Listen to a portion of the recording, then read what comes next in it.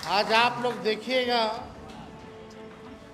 पिछड़ा को अधिकार नहीं है कथा वाचक बनने का, कथा सुनाने का भगवान का। अब पूछना चाहते हैं भाजपा के लोगों से, आरएसएस के लोगों से, क्या हम लोग हिंदू नहीं है? क्या पिछड़ा समाज हिंदू नहीं है? केवल एक ही जात के लोग कथावाचक क्यों हो सकते हैं?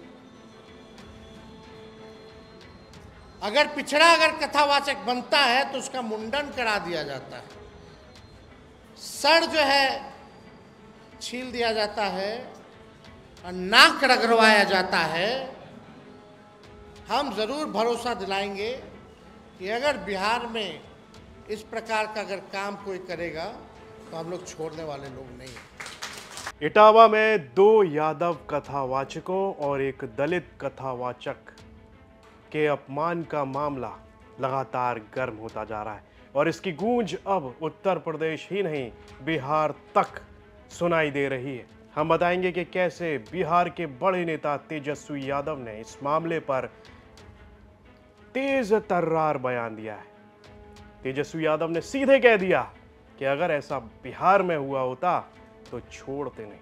असल में यूपी के इटावा में कथा हो रही थी और वहां पर अचानक से कथावाचकों से उनकी जाति के सवाल खड़े कर दिए जाते हैं। उनके साथ अभद्रता का एक वीडियो आता है, उनके चोटी काटने का, उनका सर मुड़ाने का, नाक जमीन में रगड़वाने का, महिला का मूत्र उनके ऊपर छिड़क कर उनके पवित्र करने की भी बात उन पीड़ित यादव कथावाचकों की ओर से वीडियोस में कही गई है।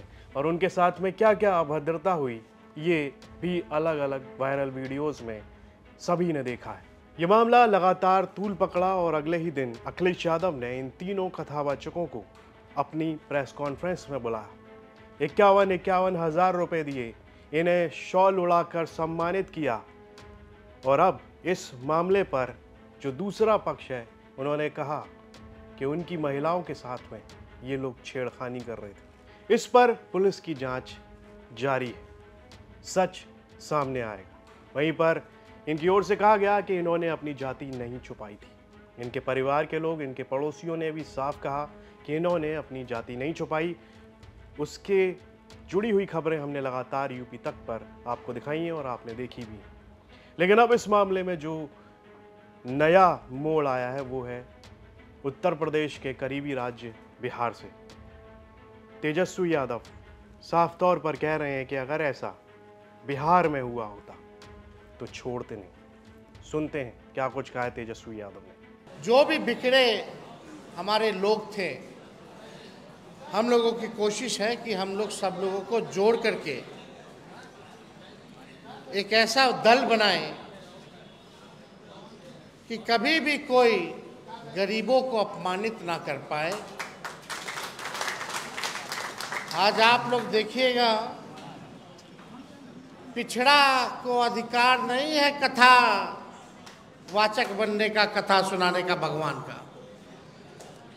हम पूछना चाहते हैं भाजपा के लोगों से, आरएसएस के लोगों से, क्या हम लोग हिंदू नहीं है? क्या पिछड़ा समाज हिंदू नहीं है? क्या अति पिछड़ा समाज हिंदू नहीं है? क्या दलित आदिवासी हिंदू नहीं है?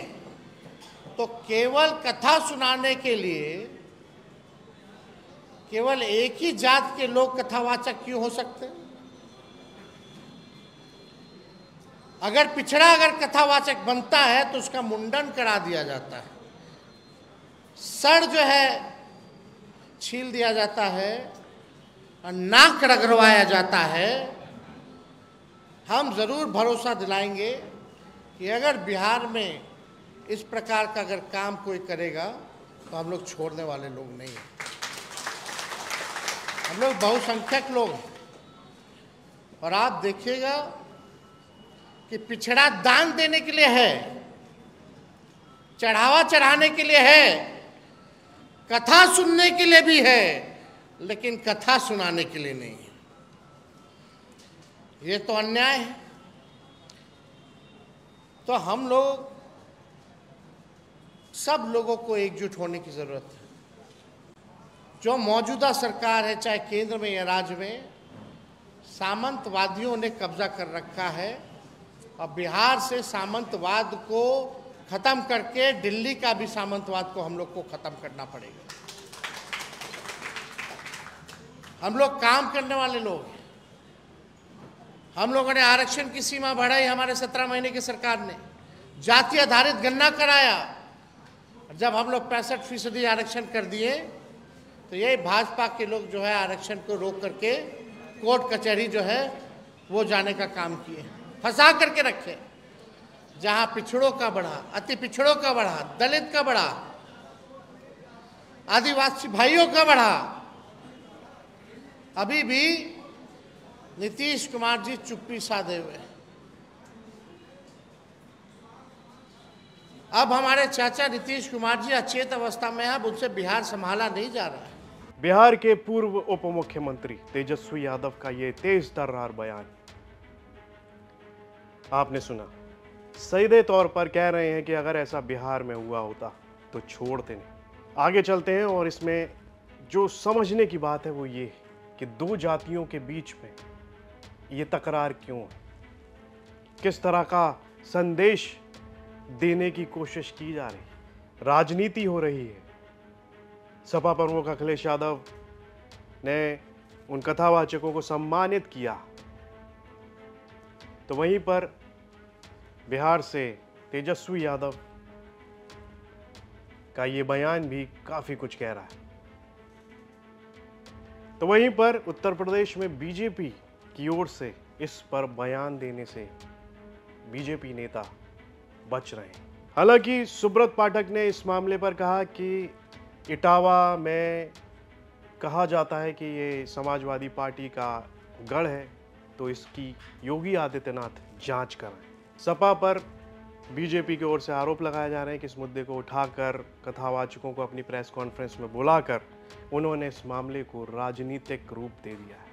इस सब पर आपकी क्या राय है, कमेंट बॉक्स में लिखकर हमें ज़रूर बताएं। यूपी से जुड़ी तमाम खबरों को देखने के लिए आप देखते रहिए यूपी तक।